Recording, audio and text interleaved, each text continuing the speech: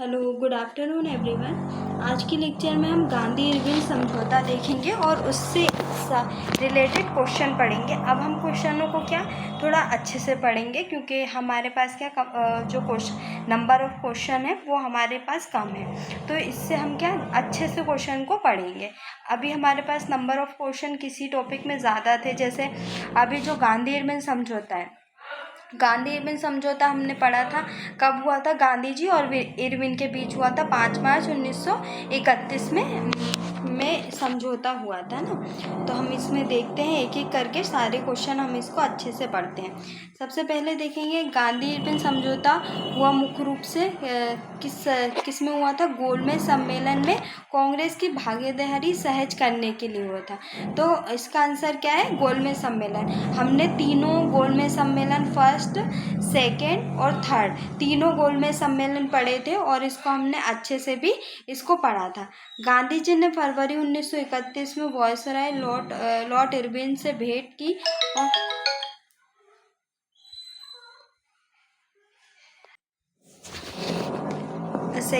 इससे रिलेटेड चीज़ें पढ़ते हैं। गांधी जी ने फरवरी 1931 में वायसराय लॉर्ड इरविन से भेंट की और उनकी बातचीत 15 दिनों बाद 8 बार वार्ता तक चली, जिसके परिणाम स्वरूप हमने ये चीज़ें नहीं पढ़ी थी, जैसे क्योंकि ये ज़्यादा इम्पोर्टेंट भी नहीं है, पर फिर भी अगर दी है तो हम इसको पढ़ लेते हैं। जिसके परिणाम स्वरूप 5 मार्च 1931 को एक समझौता हुआ था, जिसे गांधी इरविन समझौते के नाम से जाना गया। इस समझौते के तहत कांग्रेस को सविनय अवज्ञा आंदोलन स्थगित करना पड़ा और कांग्रेस द्वितीय गोलमेज सम्मेलन में भाग लेने के लिए तैयार हो गई। वस्तुतः प्रथम गोलमेज सम्मेलन में कांग्रेस ने भाग नहीं लिया था। केवल मैंने आपको ये बताया था कि तीनों गोलमेज सम्मेलन में एकमात्र जो व्यक्ति थे, डॉक्टर भीमराव अंबेडकर ने भाग लिया था। यह समझौता मुख्य रूप से गोलमेज सम्मेलन में कांग्रेस की भागीदारी सहज करने के लिए हुआ था। इसके बाद दूसरा प्रसिद्ध गांधी इरविन समझौता किस वर्ष हुआ था? तो कब हुआ था? 1931 में, 5 मार्च 1931 को हुआ था। ये हमने देख लिया। इसके बाद हम देखेंगे थर्ड क्वेश्चन। तो गांधी इरविन समझौते में निम्नलिखित में से क्या संबंधित है? तो राउंड टेबल कॉन्फ्रेंस में भाग लेने के लिए, तो ये बिल्कुल नहीं है। इसमें हमारा आ जाएगा फर्स्ट, सेकंड और फोर्थ, है ना। तो राउंड टेबल ये भी सही है, तो हमारा कौन सा आंसर सही रहेगा? 20 के बारे में हम पढ़ लेते हैं क्योंकि ये अभी हाल ही में यूपीएससी के प्री 2020 में ये क्वेश्चन आया है। तो गांधी इरविन समझौता, जिसे दिल्ली समझौते के नाम से जानते हैं, 5 मार्च 1931 को दिल्ली में संपन्न हुआ। इसके तहत निम्नलिखित प्रावधान थे: गोलमेज सम्मेलन में भाग लेने के लिए कांग्रेस को आमंत्रित करना, असहयोग आंदोलन, सविनय अवज्ञा आंदोलन के संबंध में जारी किए गए अध्यादेशों को वापस लेना, जिन राजनीतिक बंदियों पर हिंसा के आरोप थे उन्हें छोड़कर बाकी को क्या करना? रिहा करना। तो इसके बाद जबकि पुलिस की जातियों की जांच करने हेतु गांधी जी के सुझाव पर स्वीकृति को इसमें शामिल नहीं किया गया। इस आधार पर ये अब जो उत्तर है हमारा बी हमारा सही है। इसके बाद हम देखेंगे फोर्थ क्वेश्चन। इसमें भी हमको थोड़ा डिटेल में पढ़ना है। गांधी इरविन समझौते पर हस्ताक्षर हुए थे, कब हुए थे? तो 1931 को। इसके बारे में हम देख लेते हैं क्या क्या चीज़ें शामिल थी। ये हमने अच्छे से पढ़ा भी है, मेंस के पॉइंट ऑफ व्यू से भी हमने इसको देखा था। गांधी इरविन समझौता 5 मार्च 1931 को संपन्न हुआ। इस समझौते के अनुसार क्या हुआ था? एक तो फर्स्ट, गांधी जी के नेतृत्व में कांग्रेस ने सविनय अवज्ञा आंदोलन स्थगित कर दिया था और सभी जो युद्ध में बंदी थे उनके विरुद्ध जो हिंसा का आरोप नहीं था को रिहा कर दिया गया। विदेशी कपड़ों और शराब की दुकानों पर शांतिपूर्ण धरना देने का अधिकार, समुद्र तटीय प्रदेशों में बिना नमक कर दिए नमक बनाने की अनुमति दी और कांग्रेस द्वितीय गोलमेज सम्मेलन में भाग लेने के लिए तैयार हुई थी। परंतु इस समझौते ने जनता को निराश किया क्योंकि भगत सिंह, 3 जो व्यक्ति हैं उनको फांसी दी गई थी 1931 में। भगत सिंह, सुखदेव और राजगुरु को फांसी न दिए जाने की जनता की मांग को इसमें सम्मिलित नहीं किया था। तो इससे गांधी जी से भी जो जनता थी वो रुष्ट थी। इसके बाद हम देखेंगे 5वां क्वेश्चन। तो गांधी इरविन समझौता हुआ था, ये हमने देख लिया 1931 में।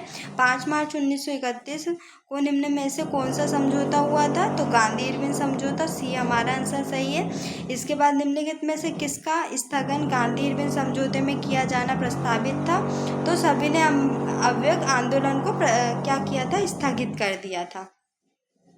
इसके बाद देखेंगे हम 8वां क्वेश्चन, गांधी इरविन समझौते के हस्तांतरित होने में किसने महत्वपूर्ण भूमिका निभाई थी?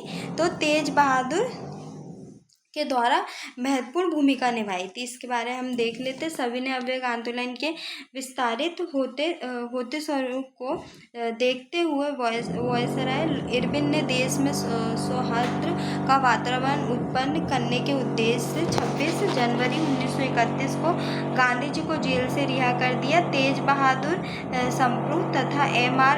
जयकर के प्रयत्नों से गांधी एवं इरविन के मध्य फरवरी 1931 में दिल्ली में वार्ता आरंभ हुई और 5 मार्च 1931 को दोनों के मध्य एक समझौता हुआ जिसको गांधी इरविन समझौते के नाम से जाना जाता है। इस समझौते के परिप्रेक्ष्य में सरोजनी नायडू ने गांधी जी और इरविन को दो महात्मा की संज्ञा दी थी। तो ये जो सरोजनी नायडू के द्वारा जो कथन कहा गया है वो भी हमारे लिए इम्पोर्टेंट है। इसके बाद हम देखेंगे गांधी इरविन समझौते में किसने मध्यस्थ की भूमिका निभाई थी?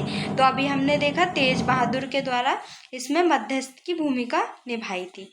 इसके बाद हम देखेंगे 10वां क्वेश्चन, निम्नलिखित व्यक्तियों में से किसने इरविन तथा गांधी को दो? अभी हमने देखा सरोजनी नायडू के द्वारा यह कथन कहा गया था। निम्नलिखित में से किसने गांधी इरविन समझौते में महात्मा गांधी के लाभ को साधवतना पुरस्कार कहा था? तो किसके द्वारा? एलन कैंपबेल जॉनसन के द्वारा ये कहा गया था। अब हम देखेंगे कांग्रेस का कराची अधिवेशन जो कि 1931 में हुआ था। गांधी इरविन समझौता हो गया हमारा, कांग्रेस का कराची अधिवेशन, इसमें भी सिर्फ हमको कितने 8 क्वेश्चन, तो ये भी हम कंप्लीट कर लेंगे और नेक्स्ट लेक्चर में हम गोलमेज सम्मेलन अलग से देखेंगे। तो कराची का अधिवेशन कब हुआ था? 1931 में। और जो कराची अधिवेशन है उसकी अध्यक्षता किसके द्वारा की गई थी?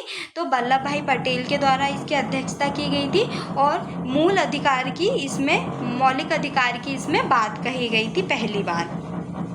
अब हम पढ़ते हैं सबसे फर्स्ट क्वेश्चन, निम्नलिखित में से किसने भारतीय राष्ट्रीय कांग्रेस के कराची अधिवेशन की अध्यक्षता की थी? तो अभी हमने देखा सरदार वल्लभ भाई पटेल। गांधी इरविन समझौता दिल्ली समझौते को मंजूरी देने के लिए सरदार वल्लभ भाई पटेल की अध्यक्षता में क्या हुआ था? 29-30 मार्च 1931 को कांग्रेस का कराची अधिवेशन हुआ। इसी अधिवेशन में पहली बार कांग्रेस ने मौलिक अधिकारों और राष्ट्रीय आर्थिक कार्यक्रमों से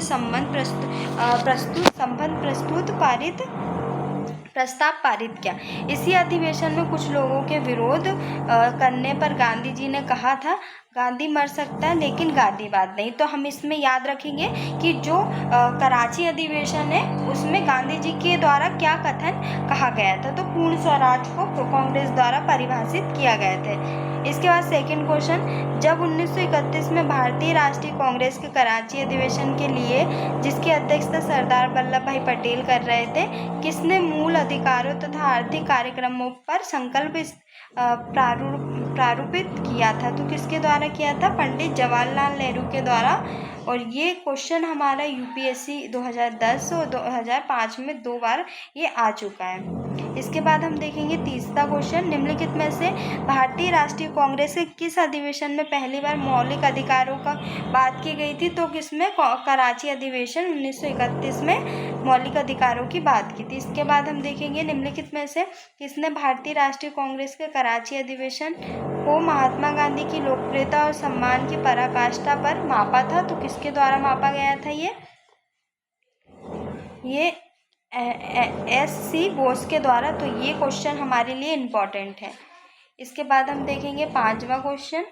तो 5वां क्वेश्चन, भारतीय स्वाधीनता संघर्ष से संबंधित निम्नलिखित घटनाओं को उनके सही क्रम में लिखना है।